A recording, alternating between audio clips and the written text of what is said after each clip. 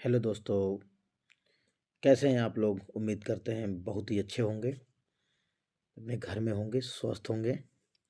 तो आज के सेशन में स्टार्ट करेंगे कुछ महत्वपूर्ण प्रश्नों की श्रृंखला, जो हमने स्टार्ट किया था शुरू में ही 5000 जी के प्रश्न की सीरीज। तो उसके अगली कड़ी में हम पहले प्रश्न की तरफ आपके स्क्रीन पे जो दिख रहा होगा उस प्रश्न से स्टार्ट करते हैं बिना देरी किए हुए। तो चलिए देखते हैं पहला प्रश्न। आंसुओं टीयर्स में कौन सा पदार्थ घुला रहता है? तो आपको बताना है कि कौन सा पदार्थ जो घुला रहता है। तो देखिए ऑप्शन दिया हुआ है, सामान्य नमक, समुद्र, स्टार्च और ग्लूकोज। तो पहला ऑप्शन क्या हो जाएगा? करेक्ट हो जाएगा। ठीक, ये फास्ट रिवीजन की तरह करेंगे। लोहे पर जंग लगती है, अगले प्रश्न की तरफ बढ़ते हैं। लोहे पर जंग लगती है तो पहला ऑप्शन है फेरिक ऑक्साइड से, दूसरा है जलयोजित फेरस तथा फेरिक ऑक्साइड से, तीसरा ऑप्शन है क्षारकीय फेरस एवं फेरिक कार्बोनेट से, और चौथा क्या ऑप्शन है? उपयुक्त सभी के कारण। तो यही ऑप्शन क्या हो जाएगा? आपका करेक्ट हो जाएगा। ठीक है, इस प्रकार अगला प्रश्न की तरफ बढ़ते हैं। प्रश्न नंबर 3, इंसुलिन की खोज किसने की थी? इंसुलिन जो है उसकी खोज किसने की थी? तो देखिए चार ऑप्शन दिए हुए हैं, बैंटिंग ने, डोमेक ने, रोनाल्ड रॉस ने और हार्वे ने। तो पहला ऑप्शन कौन सा करेक्ट हो जाएगा? बैंटिंग ने। ठीक है, बढ़ते हैं अगले प्रश्न की तरफ। प्रश्न नंबर 4, वनस्पति तेलों को घी में परिवर्तित किया जाता है, किस मेथड के द्वारा वनस्पति तेलों को घी में परिवर्तित किया जाता है? तो पहला ऑप्शन हो जाएगा उष्मा, दूसरा हो जाएगा हाइड्रोजनीकरण द्वारा, तीसरा ऑप्शन है ऑक्सीजन के द्वारा, चौथा ऑप्शन है एंजाइम्स के द्वारा। तो दूसरा ऑप्शन क्या है? हाइड्रोजनीकरण द्वारा। ये ऑप्शन क्या हो जाएगा? आपका करेक्ट हो जाएगा। ठीक है, वनस्पति तेलों को घी में कन्वर्ट कैसे किया जाता है, ये प्रोसेस है। क्लियर, बढ़ते हैं प्रश्न नंबर 5 की तरफ। निम्नलिखित में से कौन सी एक मिश्र धातु है जो मेटलॉयड होता है? तो ये देखिए चार ऑप्शन दिए हुए हैं, पहला जस्ता, दूसरा ऑप्शन है स्टील, तीसरा ऑप्शन है सीसा, चौथा ऑप्शन है एल्युमिनियम। तो दूसरा ऑप्शन क्या है? सही हो जाएगा आपका स्टील वाला। प्रश्न नंबर 6, निम्नलिखित में से कौन सी ईंधन गैस नहीं है, फ्यूल, यानी कि कौन सा ऐसा जो ईंधन है वो फ्यूल नहीं है? पहला है भाप अंगार गैस, प्रोड्यूसर गैस, हास गैस, लफिंग गैस। तो लफिंग गैस क्या है? एक प्रकार का ईंधन नहीं है, ये जलाने के काम नहीं आता है। देखिए अंतिम ऑप्शन क्या है? Marsh gas. तो इसमें हास गैस जो होता है, लफिंग गैस, वो करेक्ट ऑप्शन हो जाएगा, ये एक ईंधन नहीं है। देखिए इसमें एक मार्स ऑप्शन दिया हुआ है, मेथेन गैस को ही क्या कहा जाता है?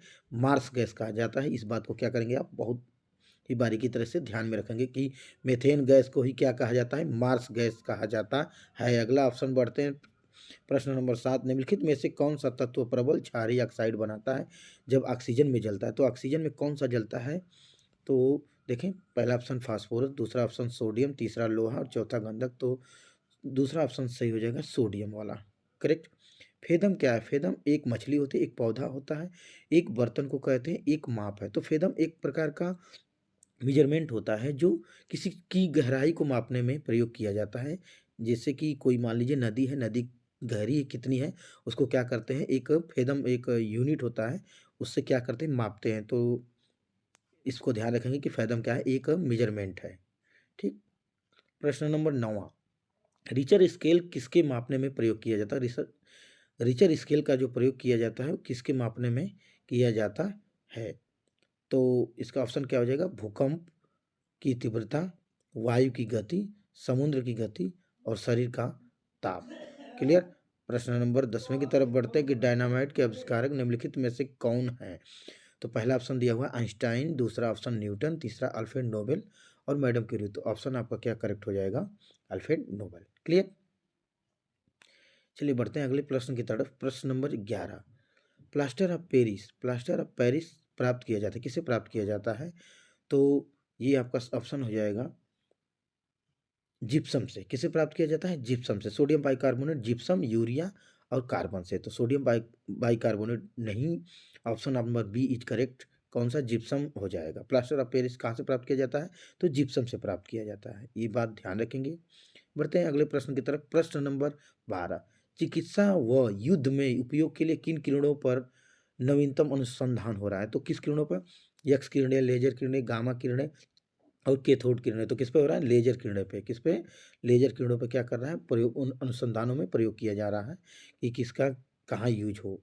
बढ़ते हैं अगले प्रश्न की तरफ। 13 रडार। रडार में किस प्रकार की तरंगे पाई जाती हैं या होती हैं? 4 ऑप्शन दिया हुआ विद्युत तरंगे, विद्युत चुम्बकीय तरंगे, ध्वनि तरंगे, उपर्युक्त में से कोई नहीं। तो ये कौन-सा ऑप्शन सही हो जाएगा? विद्युत चुम्बकीय तरंगे। यहाँ पे ग्रीन कलर में जो आंसर दिया हूँ वही करेक्ट आंसर हो जाएँगे। देखिए प्रश्न नंबर 14 आकाश के नीले दिखाई देने का मुख्य कारण क्या है? देखिए तो सूर्य की रोशनी नीली होती है, ऐसा नहीं है, ये गलत ऑप्शन है। वायुमंडल में उपस्थित धूल आदि के कणों द्वारा सौर किरणों का प्रकीर्णन, यानी प्रकीर्णन, ये ऑप्शन करेक्ट है। क्यों? कि प्रकीर्णन की वजह से सूर्य का जो रोशनी आती है 7 रंगों में वो विभक्त हो जाती है, क्योंकि हमारे वायुमंडल बहुत ही धूल कणों से भरा हुआ है, जिसकी वजह से क्या होता है? प्रकीर्णन हो जाता है और क्या हो जाता है कि सारी किरणें पूरी की तरफ फैल जाती हैं, इसलिए आकाश क्या करता है? हमें नीला दिखाई पड़ता है। ठीक है? प्रकीर्णन जो होता है ना सबसे ज़्यादा वायव्योर जो बैंगनी रंग होता है या नीला रंग, उसका प्रकीर्णन सबसे ज़्यादा होता है, उसी की वजह से हमारा आकाश जो होता है नीला रंग का दिखाई पड़ता है। ठीक है? बढ़ते हैं चौथा तीसरा ऑप्शन प्रकाश परावर्तन, ये बिल्कुल गलत हो जाएगा और प्रकाश अपवर्तन ये भी रिफ्लेक्शन और रिफ्रैक्शन दोनों गलत हो जाएँगे। बढ़ते हैं प्रश्न नंबर 15 और आज का अंतिम प्रश्न कि तेज गति से आता हुआ वाहन हॉर्न बजाता है तो उसका पिच पिच होता है, जैसे कि जितना जो बहुत से होते हैं कि कुछ लोग मधुर आवाज़ में बोलते हैं तो उनका पिच जो मीडियम होता है, जो बहुत जो तीखी या तीक्ष्ण आवाज़ सुनाई देती है, उनका पिच बहुत हाई होता है। तो तेज गति से आता हुआ हॉर्न बजाता है तो उसका पिच क्या होता है? अधिक सुनाई देता है। ये ऑप्शन नंबर बी करेक्ट हो जाएगा। तो ये वाला उतना ही सुनाई देता है, अधिक सुनाई देता है या कम सुनाई देता है या पहले कम और फिर अधिक, तो बी दूसरा ऑप्शन जो है आपका सही हो जाएगा, अधिक सुनाई पड़ता है। तो आज के सेशन में बस यहीं तक 15 प्रश्न, अगले सेशन में आप कवर करेंगे इसके आगे वाले प्रश्नों के बारे में। तो आपको अगर अच्छा लगा हो तो वीडियो लाइक कर दें, शेयर करें और कमेंट भी करें कि वीडियो कैसा लगा।